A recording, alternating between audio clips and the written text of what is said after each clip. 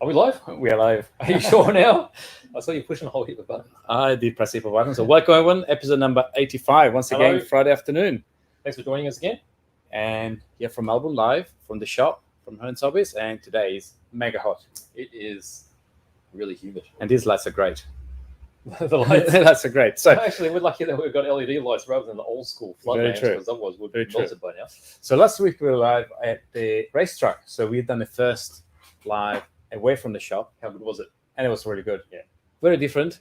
Surprisingly, the quality of the audio was quite good. It was very noisy there, but Yeah. it was, I think it was respectable. So Yeah. somehow everyone could hear us. We had That's quite a right. lot of people watching. Yes, and we had a lot of guests too, which was great. We had lots of guests, which is probably one of the best parts when you go in an event like that, having all Yeah. the juniors coming along. And it's good to see that they start learning about their cars and the racing, and they enjoy the sport after all. That's a major part of it, isn't Absolutely. it? It's the community and enjoying yourself. That's right. So today we have Got something different. This little sucker here. train or a car of the week. Yeah. A train car. Yeah. Yeah, well, it's some kind of carriage car, isn't it? It's a very special, I would say. It's little very, machine. very specific. Although, there's a couple of countries connected to this particular train. So we'll see whichever train buff can bring up the answer to this. So what do we need to know? We need to know, I guess, Well, the we need to name of know- the train. Yeah, the name of this particular train. So it has its own code for this train, where it's being used now. Maybe the manufacturer of the train. Yep. Okay, so the manufacturer is from a different country. And then, I don't know. Should we Can't really guess pick the the scale? colour. Should we get the scale? Oh, scale, yeah. How about we do scale? Because colour's pretty obvious, isn't it? That's right. It's a very dark white. Right. I guess we could even show this one. Should we show this one and see if someone can guess what it is? Yeah, that can be part of it as well. Okay, so let's do two models. So Brett found this in his bedroom, in his toy room, and we're wondering what this may be. So we don't have all the answers for this one. We actually don't know what it, but we can read what it is, but we don't know what chassis may be on. Yeah, so if you can tell us what it's the series was called, because I've got an idea of what it was, but I can't remember. And the sort of year it was released. That's right. I can see Rob joining us. Peter, Rob, welcome. So Any ideas, guys? let's see. Marui made. No, it's not No. Marui. No. Turbo Optima, yes. Yes. But what chassis is this on? So it's a little Turbo Optima, but we can't remember the series of this particular That's right. So- vintage range. Tony, good afternoon. So it could be Mini Z. Was that a Mini Z at the time? I'm thinking it's Mini Z, but I'm not sure. Or maybe it was just called Mini Turbo Optima. Who knows? I didn't even know they were making such a small scale. Yeah, they were cool when they released them. They didn't come out for very long. So let us know what you think. Hello, Club. So quite a few people joining us. So what else do we have today? We have Well, we've got some kits here that we'll you look know, at. Bucks the Super That's Avanti, right. brand new. We've got the big Stug. Oh yes. So big Stug we've been talking about for a little while. We've been working on bits for it, so we'll have a look at that. We've got another Hausgeber kit. So we had this massive Hausgeber delivery. So we've got lots to look at there. You might have seen some of the unboxing videos I've been doing on YouTube. Yeah. There's lots of Hausgeber. And I guess, having this sort of retro type thing in the retro cars is quite fitting too, because there's a big vintage race that's getting organised for October. That's right. So What's it called again? Vintage Bash. Bash. That's it. So lots of events are coming up. So first Yep. of all, we have the Velodrome coming So up don't forget the Velodrome. So Velodrome's going to be... less than 2 months, That's right. 6 weeks. Yeah, I'm going to paint the body. You better paint your body. Yeah. But I know you've been doing some practice. I've been experimenting with stuff, which I'll show you later too. So so that should be good. So Yes. that will come up on the 12th of March. So for those that don't know what the Velodrome is, so we're gonna go to this big Velodrome where you normally race bicycles. Yep. But we'll be taking remote control cars Yes. and go as fast as you can around. Yep. It'll be Like this. phenomenal. Yeah, absolutely. So that should be great. And then in October, Yes. we will have this vintage bash at Kilo Park where you can race, guess some of their cars from Yeah. So anything that's before the year 2000 year will 2000. be Here we go. eligible. So it's just going to be a car that was initially released before 2000. So you can run any of these, or not the Super the Avanti, Avanti. because that's brand new. Yeah. But any of these cars that are reissued that were from that original before date are all eligible to run. Absolutely. Yeah. So look out for that. We've already got the event created. The guys are working on all the final details. So you've got Tony, Aaron, and Lou. They're on the job of organising that, and we're going to organise some special things, prizes. There'll be some special prizes. There'll be lots of special things organised by then, but we're a huge event. Yes. So many people already very excited. Yeah. So make sure you like the event, because that'll give you updated with all the news that's coming up. There's also a big chat group too, which is huge. That's right. People are posting up all their old photos of when they went racing, and also of their vintage cars. Absolutely. So Lewing is asking where the blockhead. Well, I think you may have one already, but who's that? It's Lewing file. Here we go. I believe you may have picked that one from Hobbyman. I think you're probably one of the only lucky one to grab one, actually. And there may be some more coming for us in a limited edition version later in the year, in potentially within a month or so. Hopefully. So we'll see. So we're trying to source some more and do something a bit special for our 75th anniversary. That's right. 75th anniversary is pretty big, and we really want to celebrate it in a big way. That's right. So there may be a limited edition blockhead coming. Who knows? Yeah, there will be. I've got no idea. No idea. We know.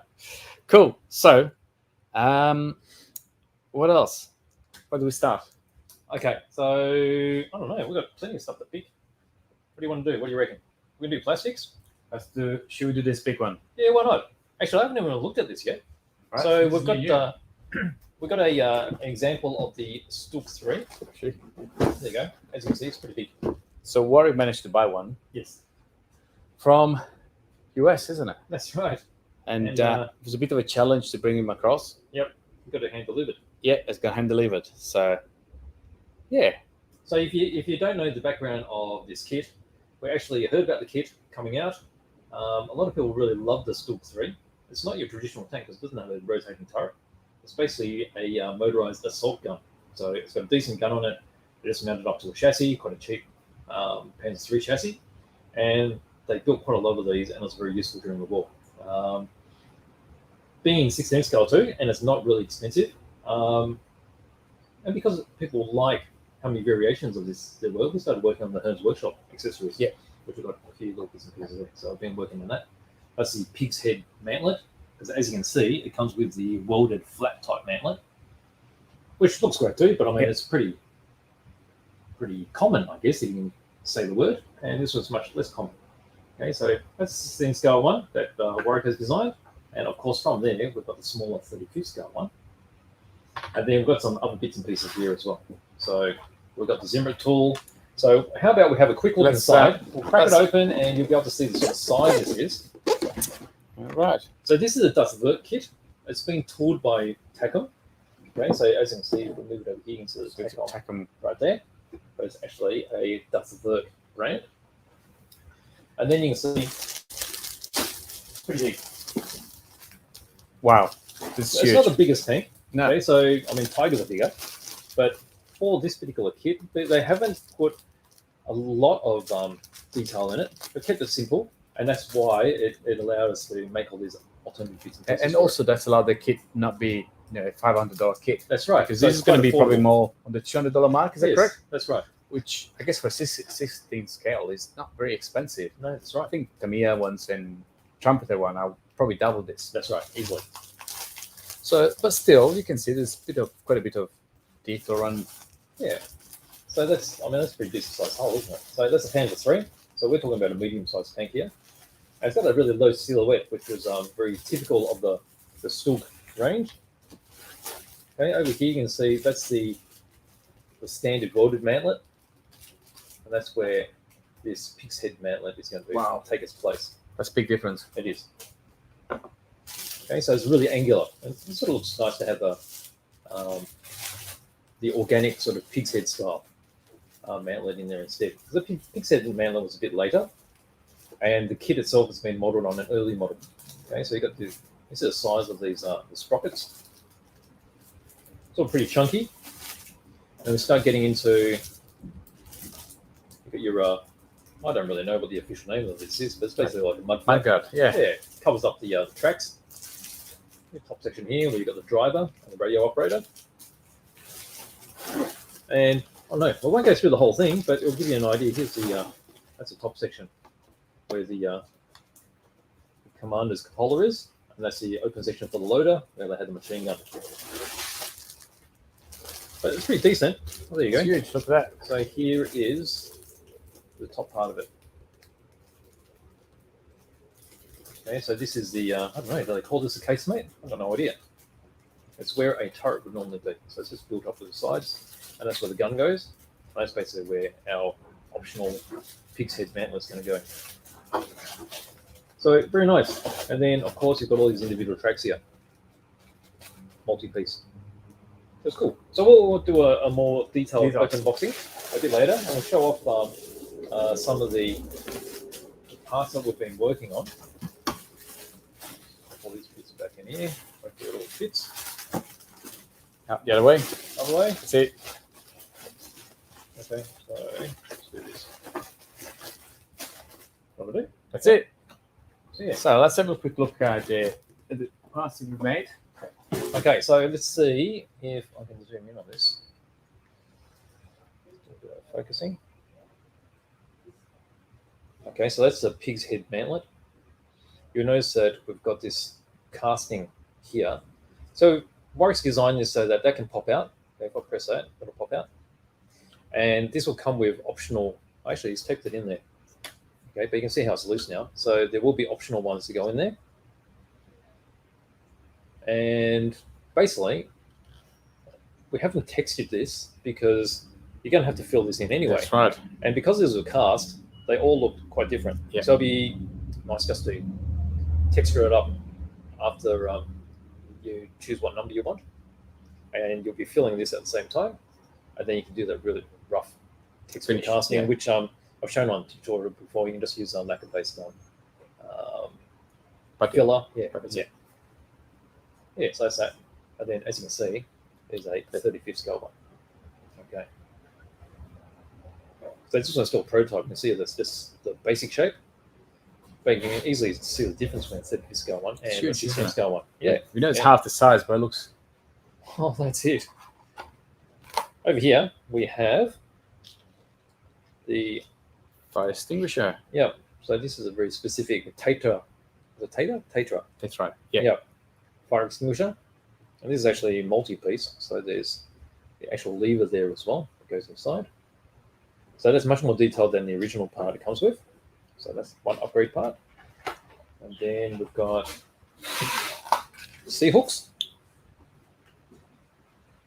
Okay, so C-hooks are a very common part of all German vehicles of the time. You use these on any vehicles, actually. So I've got the separate locking mechanism that goes in the center. There's S-hooks available as well. And what else we got here? Well, the muzzle brake, which is, this is all sealed up. Sealed up. Let me see if I can get that out. Bit of stretchy. Yeah. Oh, off he goes. All right. Well, he's gone. All right. Well, that's getting There we go. located. Oh, there he is. That's back. So we have 3 different versions of this, actually. Yes. So there is a early, Yep. mid, and late. Oh, sorry, I'm up. Early, mid, and late version. Okay, so the differences here are the how much machining they did on them. So this one, as you can see, is pretty much round. So this one didn't have much machining on it, which means the early one. So no, that's the late The one. late one. Yeah. So that one they didn't have time to machine it. So Yeah, they true. chucked it on. Off you you go. go. So there's 3 types. So the one with the most machining is the earliest one, and then they progressively did less and less machining, and this ends up being the later one. Okay, so that's the muzzle brake, and then we've got the Zimmerit Tools. Okay, so that's a waffle pattern, which is quite commonly seen on these stools. So all you need to do is put your preferred epoxy putty, roll it on really thin, apply it onto the surface of the hull, and then just need to lubricate this. Depending on what putty you use, you can either use water or you can use talcum powder, baby powder, and then as you press it in to make your indentations, it won't stick to the stamp itself. So we've got those. And then I thought it's not perfect. This was a bit of a prototype we did, and we used some bits already, but these are the bolts. Yep. So these are the bolts that are on the front end of the tank, which held on the additional armor. So they kept on putting applique armor on them to strengthen them. Yep. And the easiest way is just to bolt all Bolt these it on. plates on the front. And the ones that are on the kit at the moment, they all look a little bit unnatural because every bolt is aligned perfectly. And they don't have the same detail as these because these actually got weld marks on them. That's to lock them in place. So with these, you just cut them out just off the stalk, and then you put them on. Best to put them on in a random pattern, and then That's awesome. awesome. Yeah. So as you can see, you do get quite a lot of bolt heads there. So this is a second, so I had a little bit of a problem of them not all coming out, but rest assured that when you order these, you get a full tray of them. Okay, so that's all little bits. So that's pretty exciting that the kit is actually not that far away. So I think we see them probably the end of February. Yep. That's the sort of timing we're expecting. So exciting. Absolutely. Exciting. So that's the Hearns workshop and our Stug 3. Absolutely. What are we going to look at now? I don't know. I can see someone waiting at the door here. Hear some rustling. Yeah. What's going on? Cap is on. Who's that guy? I've got my carrot. Carrot? What carrot? I can fly. Yeah, with carrots you can fly. He's got a flying carrot. Yeah, it's got a flying Where did carrot. you find a flying carrot? Okay, All right, so I'm intrigued. Hello. hello, come in. Show me your carrot. We've got a project and 2 cars. All right, come here. I've got something old and something new. All right, let's start with something new. Let's start with something new.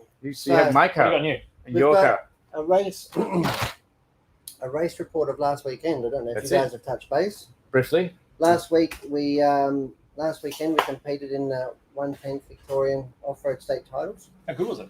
Really good. Hosted by Kilo and sponsored by us, and it was fantastic. There was 150 plus, 180 entries. Yeah, a lot of people around. Track it had a Yeah. fresh rebuild. We filmed from there last Friday, That's it. That was good. and we had a blast. We had the kids on, had the juniors. Yep. Yeah, they were the star of the show. We had some really cool products, and one of the biggest things to come out of that weekend was the new cars was the vintage, but we'll touch on that in a second. So we competed in 2-wheel drive stock. That's myself in this car here.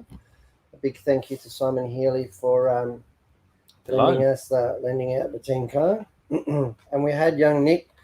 Nick had a ESC failure. That's it. So he jumped into the car that I was supposed to run, the car that was my son was supposed to run. It was nobody. It was not, no one was. So it ended up in Nick's capable hands, and Nick ran this one. So big thank you to Aaron Defina for that. That's it. So Nick ran 4-wheel drive stock, and I ran 2-wheel drive stock. And considering the amount of practice and preparation that we put into it realistically, I think we both did really well. The competition was good. Everybody was happy.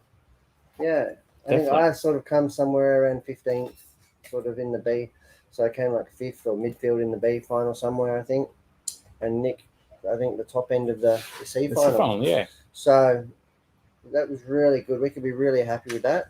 And apart from the 5-year-old ESC letting go, we actually didn't break any of the cars. Very good, actually. Very good weekend. So we each had 2 practice runs on Friday. Yep.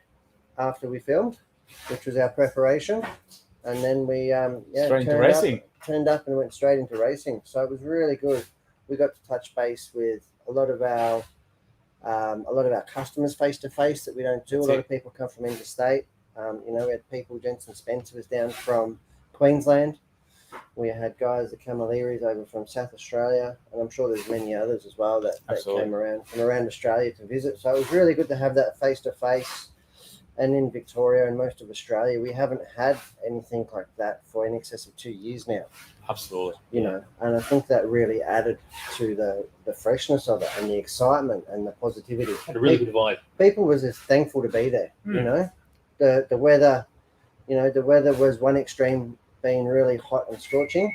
Didn't stop anyone though, did it? Didn't stop anybody. No.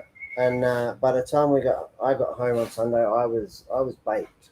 Are you recovered now? Almost. I think I'm recovered. You were Good. We'll see how we go. You cleaned the car already, so definitely get that. Yeah. We gave them both a bit of a birthday. They both Yep. came up really well. Like I said, nothing was bent or broken really on any of them. And the cars came back relatively clean. Yeah. Given that it wasn't a dusty surface, it was an oiled unoiled dirt surface, so there was a bit of grime on the cars, but yeah, it cleaned off okay. Well, the tyres are in good nick, aren't they? Yeah, there was very little tyre wear. We realistically put one pair each of new tyres on race day, and that was it. That's it. Wasn't it? I battled for a couple of qualifiers and second-hand ones, and then knew that they probably wouldn't see through the day, so put a new set on the two-wheel drive, and we actually used that in the rear of the four-wheel drive on Sunday, and that was it for tyres. So, and they're still very sticky after all. Yeah, they're amazing. Yeah. Well, we can thank TDK for that.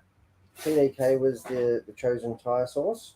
Yeah. For not only being effective, but for being safe and responsible and very safe to use. So we had TDK tyre source. We had the Sweep Tendroids, which come through us. Obviously, Sweep's one of our big hero brands. And Yokomo and the Hearns team did really well, and everybody else did really well too. Like everybody was having fun.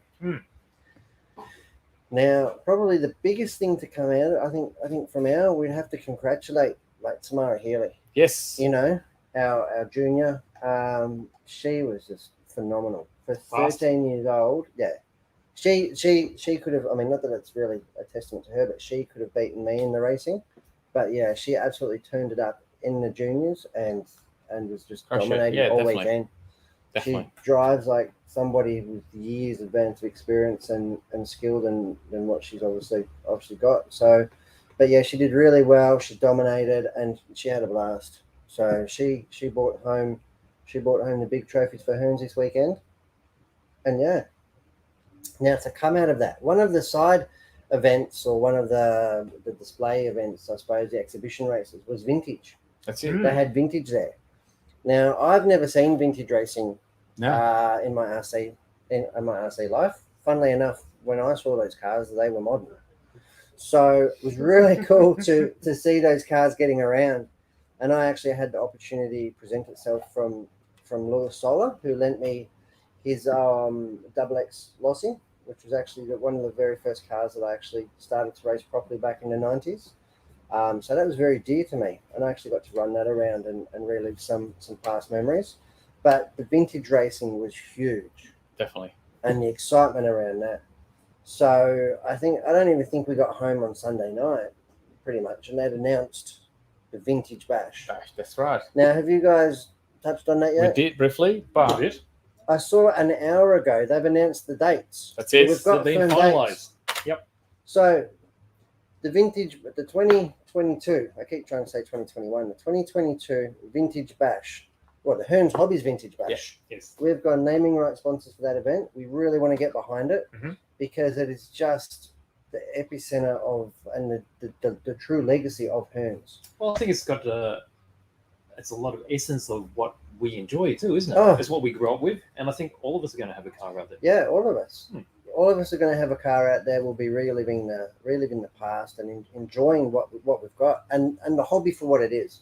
So there's a lot to be said for the vintage market, and obviously it shows that a lot of people who have been racing or been in the RC scene have been into it for a long time. That's right. It's not something that leaves you, even myself, 25 plus 30 years of racing, maybe not all the time 1/10 electric, but I've raced Different this classes, and raced that and maybe stopped for a year, then gone back, and you know what I mean? But it's never sort of left me, and I still get the same feeling and enjoyment out of it I did back then. So it's really good that a lot of others share that sentiment. And obviously it's our 75th year, Hearns this year. Yep. So it's really good that we can really, I suppose, synergize that legacy and bring out some vintage and some retro feel and get amongst it. Well, I've got a bit of history with that too, because I got my first competition car, a Yokomo, in the day from Hearns. Yeah. When I was in high school. Yeah. So. And that would have cost a fortune. I was saving all my pennies for that one. And then I tried not to break anything, so when I broke some arms, I had to save a bit more. But that was premium back in the day. Yeah, well, that's the thing. And people don't, probably a lot of people do realize is that the cars were actually really expensive back then. That's right. Yeah. So although we say like the car might be $600 now for the kid or $700 for four-wheel drive sort of thing, they were that much, if not more, back then. I think when I got 30 years ago. Yeah, I think when I got my Yokomo Super Dogfighter, it would have been 1989. Or Yeah, so that was a Super Dog fighter. It would have been $550, I think. Wow. Yeah, that's big bucks. That's literally Big what it would bucks. cost today, effectively still.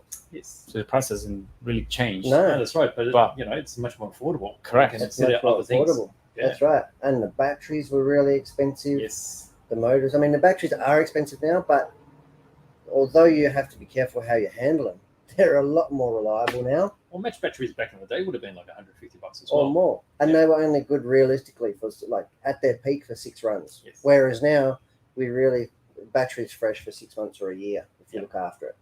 So, and we're still running batteries and practicing with batteries, racing with batteries on the weekend that are 4 years old. That's right. So, it's still fine. it may have dropped a little bit, but for what most people want to do, whereas back in those days, you had to have that to make time.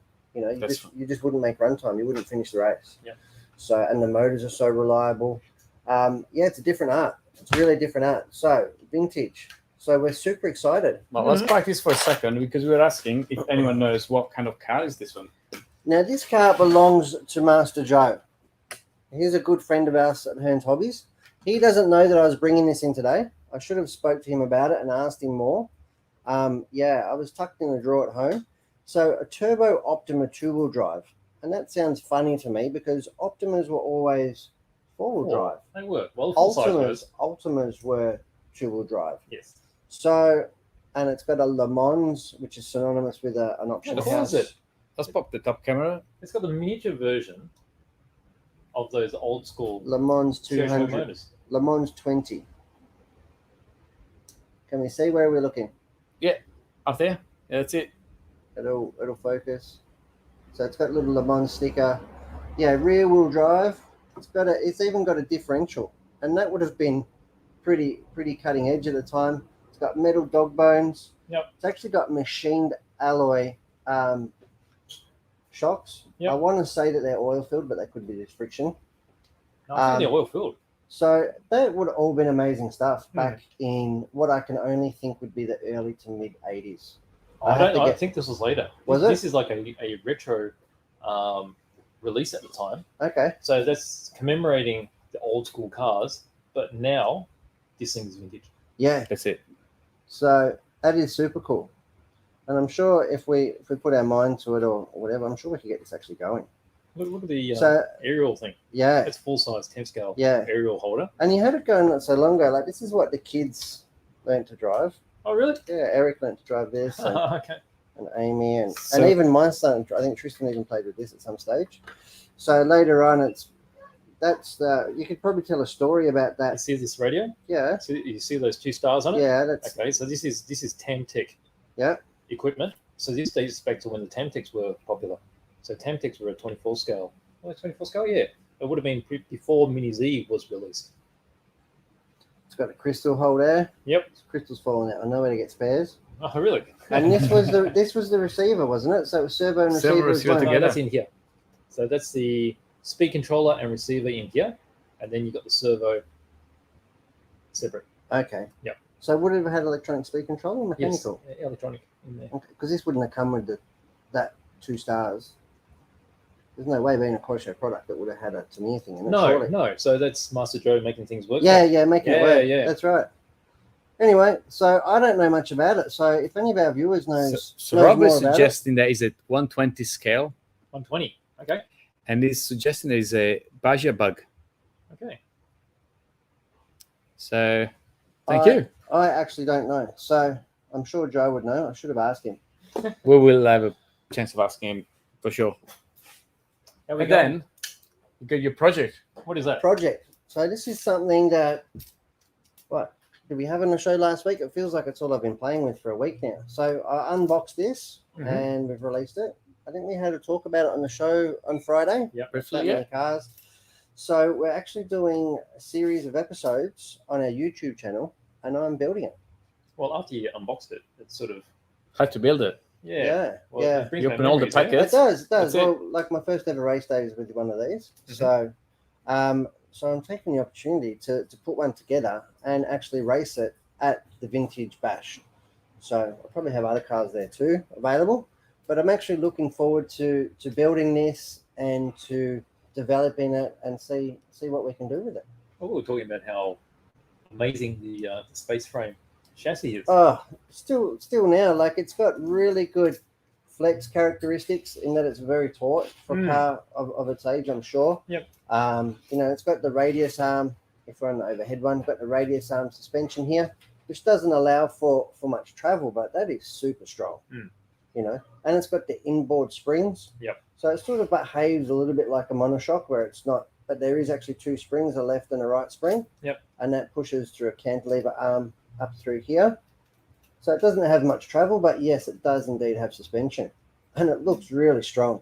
It does. Very biffy. This one here looks like it could be in harm's way.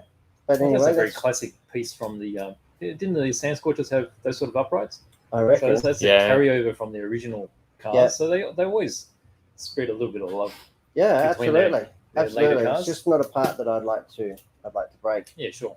But hopefully with nice small ball cups, because they're only like 3 mil ball cups, not like the big Yes, 5.5 mil jobbies we run now that Yes. will just pop off. Yes, yes. Little servo saved with the little Z bend wires. Yep. So really looking forward to it. This one does have oil filled shocks that are Mhm. mounted horizontally. Yep. The re-release kit has got upgraded dog bones over the previous one, Yeah, they used to be those hex type. hex drive ones. So Yep. now they're just a conventional tubing dog bone. And it's got the standard issue, I suppose you call it, Tamiya bevel gear. Three bevel gear diff. Little die cuts metal spider gears. Yeah. Yeah. Yeah, so check out the build. And it's coming along. So there's only been 2 episodes so far. Mhm. I was actually expecting it to probably be a little bit longer. Mm. But we'll carry this one right through to the painting, the radio gear install, and then maybe even get it to track and do some on-track development. That's right. Hopefully on race day, it's going to have sports tuned and a LiPo in it.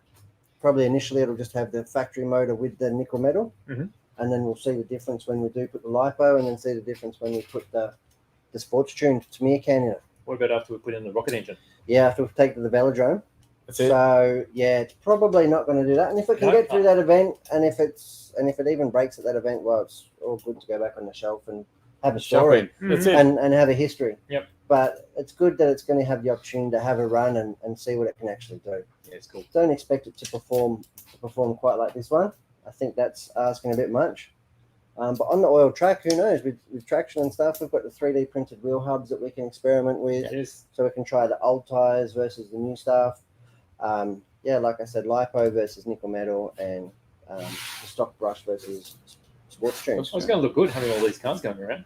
Oh, it's going to be fantastic. And there's that many members to that group and that event. Yep. That they've had to put it now over 2 days, Yes. sort of. Yeah. So really looking forward to it. What else do we have to talk about? We've got all sorts of stuff. What's new in this We're week? going to look at that new. Let's Yeah, do Yeah, it. the Let's Super do it. Avanti. That's it. I really like the idea of the Super Vanti. When I first saw it, I thought, they're playing with vintage styling and vintage cars, and how they're going to do that with the modern design. But they've used the philosophy of all of the vintage type cars to get that feel, but they've added a lot of the modern technology, like making good suspension. You've got the cantilevered shocks inside, and it's just got this interesting styling with these Covers. Caterham Yeah. Lotus Yeah. 7 type Mudguards. mud parts. Yeah. And it's got inboard shocks, Yes. which On is the front super end. cool. Yep. It's got a really cool feature, and it's got the cockpit with a traditional driver. Well, Yes. he's probably not. What do we call him, Jack? It's probably not Jack that's in the Frog, but there's probably still a Tamiya driver. You'll be surprised. Well, But let's- we'll You'll see. be the same Let's guy. have a poke around in there and see what we can get. That's it, Hey? yeah. Let's jump in and see what we can find. So what have we got here? Clear. Clear body shell, which they haven't taken any liberties to cut. We've got very much modern. We've got 3 different levels to cut the wing. Yeah, Oh, yeah. So there's different even some- downforces. even different downforce, no different than the Yokomo. Yep. So Well, there's a window here. On the design, these are meant to be left clear so I can see Yeah. all the bits inside. you can see the shocks working. Yep. And we've got our mud guards here cast into the body itself. Oh, here we go. There's the The masking. the masking masking. for doing all that. And- fucking decals. A new Look at that carbon finish. mold here. We've got 2021 Tamiya. So Oh, a lot fresh, different fresh. to the Frog where Now it the says body shell here was 1983. designed by a well-known artist in Japan, isn't it, BJ? Yeah, so they've used a famous designer. I can't remember his name now. But he's designed this to give it a new look. It's a bit like when they had the big wig, that commemorative. Can't remember how many years. That was designed by a famous designer, an automotive designer, and so they've gone a new direction again because they've just been doing re-releases for this time. They've And forgotten for a- how to make something new. Well, here's this retro tribute car, which is fresh. It's all new, really, isn't it? So you These wheels are not. What are these? Do these have a Top name? Force. Yeah. Although they look like They're Top Force embossed. always had that. I don't know, but they've got so it's wider on the back and slightly narrower in the front. That's it. Very similar to the four-wheel drive, what we would run now on our four-wheel drive RC cars. Yep. Now Yeah, looking very- at the plastics, it looks like they've got a lot of fibre in there. Yeah. Keep Like- nice and Look a stiff. lot more traditional front arms. Very rear. traditional. Yep. Yep. Look at that. It's got the monocoque design. Yes. Sorry, here we go. Sorry. Can we see it? That's all right. Yep, go up a bit. There we go. That's better. Yeah, they're cool. Standard wheel hexes, which is nice. Yep. Really nice arms. They look really strong. Yeah, they're quite thick, aren't they? So a They lot more, reinforce the centers. Right, yeah. advanced than the build on the Frog, that's for sure. And the plastic looks completely different. It's got that matte fiber finish. finish, doesn't That's it? a nice casting, isn't it? These are the sort of castings that are always impressive from Tamiya. Where Yeah. they've got the bearing The locators gearboxes and all and that. the gearboxes. Yep. You can be sure that, well, it helps, I suppose, the gears stay in mesh and not twist and torque under load, Yeah, which is really going to be critical in a modern day four-wheel drive if you're going to, I'm assuming, probably run a brushless in it. it's nice. I mean, they're quite thick, so there's hardly any movement in those. Flex, yeah. And so those big gearboxes. What are we Oh, yeah. looking at? What are we looking at here? There's some gears in there, differential gears. By It the look looks of it. like there's bevel gears, doesn't it? Yeah. Oh yeah, they're molded right here. They're molded diff bevels, and then you got all these spaces. I half expected it to have ball diffs. I guess all the modern cars are going gear diff Yeah, these days, exactly. aren't It's probably funny, even easier isn't to it, how it manufacture, goes really. back? they? Yeah. Got different wing mounts. Yeah. You got a tall and a lower. Oh, there's a part critical to me. What's that? Bumper bar. Well, it looks like you got a front and rear, right? Two fronts by the look of it. That's the front and also front, isn't it? And that's the rear. Yeah, maybe there's a. That's a 3-hole mount. That's a 4-hole mount. Well, because they're doing a collaboration with the two-wheel drive version, aren't they? Which Oh, that's isn't right. actually out yet. So the rear end is the same as the two-wheel drive. But they are effectively sharing 75% parts with the new two-wheel drive. That's right. So this one's called the Super Avanti, and the new one's Yep. called the Super Astute. Yep. Is that So right? Which we're that's waiting where the for. chassis designation comes in. So that's the TD4, and the Astute's going to be the TD2. TD2. Yep. Looks like we've got caster blocks here. Yep. Sort of very modern styling, isn't it? Here's the steering blocks. Yeah. Same. And super beefy. Yeah. Big No? C's. Big C blocks. Yep. Got our rears here. Looks like traditional 11x5 bearings, I hope. And then it looks like the rockers for the suspension arms. Yeah, that's I'd right. say. So Extremely I think beefy. they've worked that out quite well because they have done inboard shocks for quite a number of their cars, mainly on-road cars. Oh, there's a chassis. The chassis is generally pretty Wow. special. So it's, Huge tire. it's really like a tub, isn't it? It is. And And again- again, fiber. Got our date stamps. So all your molding here. Yeah, again, for look the at gears that. and For the gears. the shaft here. So is that the disc mounted from the bottom of that, right? On And top you got, of your, you got the spur mounted on the top and the Oh, counter yeah. gear for the four-wheel drive. Now I'm guessing the dip is underneath. Underneath, Yeah, there yeah, you go. gearbox Right there. assembly underneath. molded in one. So the motor's actually underneath too, is it? Yeah, the motor will be mounted there. Mid That's mounted. pretty cool, huh? That the motor's like hanging from the chassis. Sparky tires to finish. Yeah. I'd love to say TR31 Yokomo's, but these are to me is equivalent, and they are top force tires, aren't they? All day long. They look like top force tires. Yeah. I'm not sure what they're called. Super grippers or something, probably. I'd say. Super grippers. Are they? Yep, super grippers. There you go. That's it. I like this sort of detail here. That doesn't necessarily have to be round like that, does it? They've designed that into it for us. So you can fit a fan there. You reckon? I have no idea. Sort of looks like it too, doesn't it? I've not seen one. Be a little fan. What do you got there? I'm your biggest fan, BJ. You know that. So we've got a pinion cover. Yep. Spur cover looks like, or Yep. gearbox cover. Servo linkage. Servo Spur saver. holder. Oh, yeah, it looks like a traditional spur Yeah. adapter, doesn't it? Might be able to use standard spurs on it. Looks like a top deck somewhat. Yep. Not too sure. That looks like the gearbox. The front housing parts, from perhaps. underneath. Yeah. Yeah, for the front end. Very cool. Yeah. Gonna have a look in here. Gonna finger through the instructions. Well, I want to see Where's the front sticker end. sheet? I want to see the sticker sheet. I already showed that one. Where? You missed Carbon it. bits. Ah, sorry. These are the carbony bits here. I do love a bit of faux carbon fiber. You know Faux. this. No, not the soup. You like that too, don't you? I like the soup. Bit of faux, bit of banh mi. Bit of banh you. Yep. So what have we got here? Yeah, so it looks like an on-road spur gear. That's a Yeah, good good How idea. good's that? Oh, that means you got a lot of adjustment potential. Yep. I'll be interested to see how the motor. The motor mount, yeah. If it's slotted or it's got preset holes. A shaft. There's the plastic gears that we could see. Yep. What else That'll are we be a looking shock at? tower. Just yell out if you see anything of note. There you go. This So is the motor has a sliding motor mount. slotted, is it? Yeah, slotted motor mount. Oh, how good's that? That's what you want. Ball diff. Oh, Yeah, so those gears that we could see are for the for the four-wheel front, drive. Yeah, front. Okay, fair enough. So that'll be a classic Tamiya ball diff. Well, it's Top the top forks actually used spacers, which was a bit of a problem. So this is a more traditional design with the thrust bearing in it. Yeah, it's not captured the thrust bearing at Yeah, all. that's right. So this should be much more reliable. So that part of it's quite modern. Little bits of foam, bit of foam O-ring there to protect the thrust. Yep. Dampers, I didn't see the dampers. Are they plastic Yeah, or metal? Plastic. Oops, They must be in the special box. Yeah, in the wouldn't it? special box of they bits. look like traditional CVA type dampers. Oh, we've got our shock oil chart, which is good. Same shock oils. Yep. Looks like very similar CVA shocks. Yep. Looking good. We've got dog bones, 2-bin dog bones Mhm. on the rear. Wonder what's on the front. If I haven't missed it. No, we're just getting to the No. front now. Shocks, everything standard. Oh, that's a classic. Servo saver. Yeah, the high torque servo saver they Yeah. made. The high torque servo saver. How to put in the servo. Obviously, that's an integral part of the build. Then we start working on the front gearbox. Well, you Another got ball diff up front.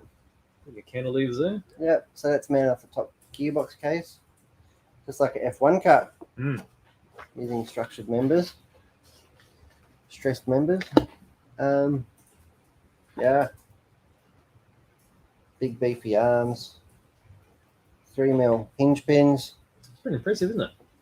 got 3mm turnbuckles, very conventional there.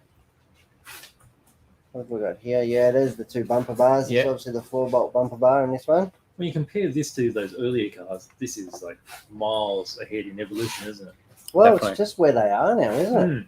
Even with the molding with this big one-piece kind of monocoque Yes. kind Yeah. of part. Look at the shock tower. So you put it in as a complete assembly. It's like hinged, the shocks, Yeah. so you can Oh. fold them out the way, Right. Okay. and then you clamp it down. Yep. There's the steering hub. Yeah, it looks like dog bones in the front. Super cool. I That's didn't it. see the driver figure. There Did he you is. see the driver figure? Oh yeah, he'll be inside the box. Oh, He's hiding. I don't have to dig him out, and nobody's looking. Look, he's even got a roll bar for the driver. Yeah, it's cool. Very cool. That's all for the aesthetics. Yep. Super cool. Now, Well, I'm guessing this will be designed so that it can take more modern batteries. So you can see the This is- chassis how it's just top Square here. cut. So the battery will just be longitudinal down the center. isn't it slipping the side? Like sideways. I Side. think. What was I looking at before? Oh, I don't know. Let me have a look. I reckon it'll go sideways. Was it sideways? Maybe I'm sideways. Well, you could be. You bend. What's that? It's up and downy. You're right. That's longitudinal. Do you Okay. reckon it's got an option? I don't know. Maybe the tool drive goes this way. Could Could be, be. yeah. Could be to Because get more that weight. opening on the side is clearly for a battery. It looks very much like it. Maybe this has got blanks in it. Has it got blanks? Oh, I don't know. Stop asking me all the hard questions, Well, it Ben. looks sealed there. No, there was a part. Should that Doesn't part? that look sealed? Yeah, this part here. Where is it? Found bits. These are the important questions of Oh, yeah. 2022, That's people. fit. That's it. Oh, there's Yeah. a blank here. Blankety blanks. Well, that's again how the engineers have thought about creating the part to be common between two different types That's of vehicle, Well, it aren't could they? very well be the same chassis. Do you think? Yeah, I think the chassis will be the same. Because Makes sense. the gearbox is all in the rear here Yes. underneath, and the front's just completely in the front from here forward. Yeah. So they'll probably have different blanks here, just to Mm. cover this up so you don't get dirt going into the gearbox. That's And right. then you have a different front end for the tool drive. And maybe the battery there to make Yeah, the that's weight, right. more For the weight rear in the end. back. Yeah. Who knows? It's cool. Super excited to see. Brilliant. When are you going to start building this one? No, well, if people want to see it, if somebody wants to see it, How did this That all we fit can't- back inside? I think that goes on. well, that's the magic of Pinion. Does this go that's on the here? slide. Yeah. Yeah, that's it. It's even got a cutout for you. That is the magic of the Tamiya box. You never get it back in there the way it comes out. You sure? Challenge accepted. There's guys in the factory that's their job to make sure that it fits in and it fits in once. I noticed that there's no That's motor already or looking- speed controller, or There's no motor speed or the controller. motor might be in here. The motor will be in there for sure, but the speed controller won't. No, just one of those. Most of the ones with Tamiya speed cars controller. coming out now, they don't have a motor, just a speed controller due to shortage of The chip chip shortage. Yeah, The chip shortage of 2021 is really rearing its ugly head. I don't know what I'm Struggling doing. there. But 9 Steps has come to the party there. and most of our Tamiya cars now And have a most speed of our controller. Tamiya cars, yeah, we've gone on the front foot there, made sure that we had plenty of stock of the NSRC 001s, and we're putting that in the Tamiya kits. So you still just have to get yourself the Tamiya, get it going pack, That's it, and you're good finish to your kit go. off, and you're good to go. Yeah. So they're making it. It's another less thing to think of, you know. I think you're almost Am I, there. am I winning? I'm not sure. There's another slot here. Where did you qualify? I'm pretty low, please. How's that? Is that close enough? That's it. That's it. Body shell. I should work at the factory. Did you Oh. put it the wrong side? I'll just go inside. Just get in there. Get in there. No? No, it's too tight. That goes in there. About this one. Most people do videos on unboxings. We're pioneering doing boxing. Reboxing. Oh, we did the reboxing. Look how for our first reboxing video. So this is now a limited edition because they've been touched. Yeah. There you go. The Super Advantage. Brand new release for this year. And look out for the Astute as well. Yeah, well, that is due mid-year, I think. That's the next drop, isn't it? Yeah, it should be about mid-year. We're getting So it you can see how they've used the traditional colours of the original Painty as well. And then the Astute's going to be red, like the originals. Yeah. All right, Nice. guys. I think I'm out. Are you done? Done. I am done. Shall we show everything? I think so. I honestly think so. All right, guys. Thank you. Have a great weekend. Take care. Play safe, and I'll see you at the track That's it. tomorrow. Cool. See ya. Thanks. Thank you. So, So, how are we going with this? yes, exactly my point. Have we So- got? No No one's bias. picked the But winner. Tony was asking what was the car today. Well, Tony, there isn't a car today. There is a train. So, I'll give you a hint. oh, It was made in Germany, not. the original one. The original one, but was used in a different country. It was used in a different country. And is a country, shall we say, which country? Japan. You give it away completely. Oh, sorry. That's it. So So hopefully you can, maybe. maybe I'm hoping there's some I train think guys it's out going to there. be really challenging Yeah, it probably will be. because But unless that's good. What is Re- something challenging? Because all the other cars have been too it's easy. way too easy. Yeah. And It's yeah. from a different angle. Let's go. let's turn it. How's that? So it's getting quite late today, but I think we should briefly touch on the new paints that we received from the green stuff. Yes. All right, you bring up your bucket, I've got a bucket of stuff here. the bucket of paint. So let's pull them all out here. So there's actually two series in here. We've got the filters, and then we've got the color shifts as well. Okay, so these color shifts are, as the name suggests, they're a chameleon type of paint. So You grab it from here. different angles, you can see different tones coming Filters. through. And then the filters are a pearl finish. So we've got pearl pigment floating in a clear base. So they call them interference pearls because what you see is from certain angles, you see the base color coming through, and then other angles, you'll see the pearl Yeah. start picking up. So there's quite a lot here. There's 18 colors available in the color shifts, and then there's 6 different colors in the interference pearls, and they're all quite different to each other. Some of these color shifts are in a clear base, so whatever base color you use is going to influence them quite a lot. So I started playing around with some of them on some spoons. That is a lot of stuff here. I've got some spoons here. You see that? Probably not. It's pretty far away, I guess. So let's pop the top camera. All right. All right, so this one here, what I've done basically is I've got a spoon and I've painted, the center section was gray, and then the end was black, and then I left the white on this side. So you had a full range of the different tones. From light to dark. Yeah, that's right. And then this has just been airbrushed over, and I might... If you can come closer. Here we go. That's pretty good.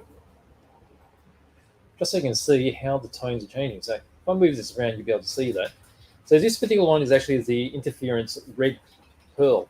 Okay, so it's not actually changing tone, but you see how on the white, it's very barely noticeable, but it is there. It's quite subtle, and you will see it depending on the angle that it's turned. I don't know if I can do that for the camera, but you will be able to see it. It becomes much more pronounced over a darker color. Okay, so over the gray, you can see that red coming through. But you can definitely see the gray underneath it. And then on the black is where it's most noticeable. Okay, so that's actually turned into a red tone. But if I turn it like this, you see that in the shadow, it still looks black. Okay, so that's what the interference is going to do. Now these other two are actually color shifts. Okay, so this one again, so these are all have the same prime base. You got the white, the gray, and the black.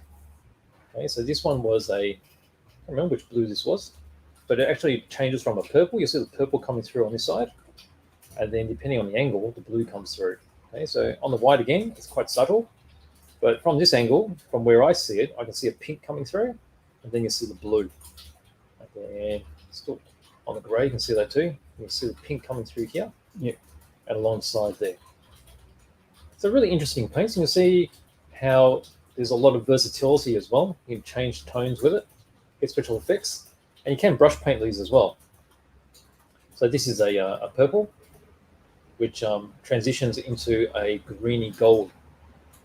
So you can just see that coming through. You'll see how this is a base of purple, so it's changed the white into the purple. Over the grey, it's a deeper tone, and then over the black, you can see quite a lot of the green coming through. Really interesting how just one paint can have so many different effects. Okay, and just to give you an idea, so a lot of people like doing their minis. So here's a mini that I've just brush painted. Okay, so that's the interference red, with a couple of coats.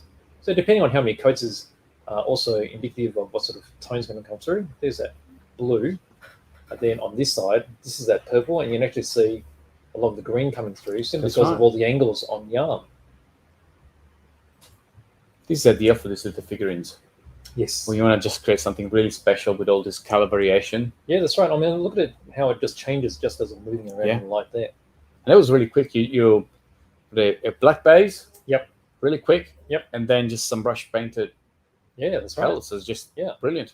So all these paints, they're airbrushable straight out of the bottle. So you need a slightly higher, I think, pressure.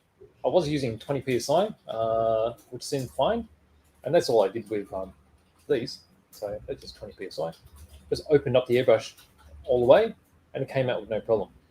If you want a smoother finish, you can always thin it down with a little bit of acrylic thinner. But the same consistency paint is exactly what I've applied to here. Brush straight out of the bottle. It's really versatile. So even if you don't have a airbrush, it still looks very good on a small figurine. So yeah, so that's pretty exciting, and I've been playing around with all these different paints too, to try to see how they work on polycarbonate.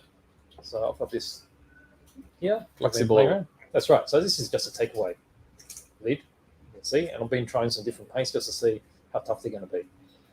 So here's that purple which I've used before, and these square sections I've actually put a drop of flex agent. So this one you can see how it's starting to peel up now. So that's all quite rubbery. And then without the flex agent, it's actually still pretty flexible, but you can scrape it off. So just a drop of flex is going to help. this across here is interesting because this is an artist type gouache, which is the scale 75 artist paint. Yeah. It's really highly pigmented, and I was worried that this was going to be really easy to crack. But again, it's actually pretty tough. Yeah. And it is sort of soft, as you can see here. But I think That's what you want, really. That's right. So it can still be used on polycarbonate. This is the scale 75 metallic. And then this is the blue, which we saw earlier. That's the interference red. And then these are the chromes from green stuff board. So this particular one is a brush on one. So from this side, it looks really shiny. From the other side, it looks dull though. So if we're using that on polycarbonate, it's not going to work too well unless we use it on the outside, which isn't really ideal. But this is the airbrushing one, which is actually quite different. And I didn't actually airbrush these. I just dropped one drop on it, and you can see how fine the pigment is, that it's already mirror finish. And on the other side, it actually looks really good too. So you've got a mirror finish there already. So that's quite usable on polycarbonate, I think. I'm just going to put back that with a bit of black. And you'll be good. It should be good. Yeah. Okay, so the experiments here are working out quite well. So that's what I'm going to be trying to do. So I think with my velodrome car, I'm going to start working on using these sort of paints because, as you see, the polycarbonate selection is That's right. getting It's pretty very, slim now. very slim. And out of all these colors, I mean, they're all pretty interesting. I'm sure you can come up with something really, really special there. Look at that. Just imagine doing a body shop with these tones here. Yeah. It'd be special. So I thought this would really look really nice. I mean, it's a light blue coming through. So if you sprayed that on, say, the some edges on the bodywork, and then you back that with a dark blue, That's right. that'll look magnificent. I agree. So yeah, remember that you don't have to use these on the whole body. You just accent certain parts. That's right. And then you got this, which is really different too. So you got greeny gold, like a lime gold coming through. So that's pretty exciting. So in the past, we only had these in the sets, and now we have them all individually. And the great thing too is they don't have a strong smell. So when I was doing a tutorial, we're just airbrushing in here. And particularly now, I mean, I'm living in an apartment, and as much as I do like lacquers, spraying lacquers in an apartment is very challenging. Yeah, it's not ideal. So this is my go-to at the moment. So I'm using a lot more water-based paints, and once I finish the body, I will show you and see how well they work. That's it. Yeah. So excellent. This is good. Really like it. Very good. So I believe you've done some tutorials as well, which they may come up later next week or so. Yes, that's right. So there'll be some tutorials on how to apply these paints and what results to expect, really. Yeah. Because I guess you can get creative to any level because you can combine different filters, different color lasers, and you obtain such a variety of results that it's unbelievable. So you can see how these change at base color, but imagine if you mixed them as well. That's right. Yeah. That's right. So very good. Possibilities are endless. Absolutely. So very excited. How are we going to see these companies coming up with these colors? Oh yeah, that's right. So, yeah, I mean it's like color shifts are not a new thing, but having them in water base, it is a new thing. Yeah. So anything that makes it easier for you to use, also for minis, brush paint, that right. sort of thing, because these sort of things would never consider brush paintable. It's very achievable. That's right. Yeah. So very good. Well, I think it's time. Is it time? That's what I think was this is time. Before. Wow. Okay. So we had other things to show, but yeah, we'll have to wait until next time around. We'll wait for next week. So as you can see, stock is coming in. It's been really busy. We received Traxxas, we received Tamiya. So very, very well stocked again, which is exciting. So we will have stock to show you next week again. There'll be more arrivals. So keep an eye on the, I guess, next week live. Yes. And all the videos we put out throughout the week. So there's a new video every day still. Tutorials. There's Brett Frog build. Yes, he's good in that. Coming out. Yep. We finally finished a Phantom, so there's not going to be any more Phantoms. No, but I have to continue Cookie's build of his Grand Prix car. But exactly, we will have to carry on with a GP3D. GP3D. Excellent. All right, so we'll carry on with that one. We better tell everyone what that is, since we asked everyone to guess what it is. Absolutely. So this is actually a engine which is it's from the 20s or 30s, from Germany originally. It was made by the AEG company, and it now lives in Japan. So it's run on the Chofu line, which is in Chiba, and that's it's a small scenic tourist line. Yeah. And they have quite a lot of old engines there, and that's one of the ones that they have there. I don't know if they run it very often now, but this is actually made by TGW of Japan, and you're probably aware of TGW making the micro layouts that we showed and everyone loves. And this is perfect for macro layout. That's right.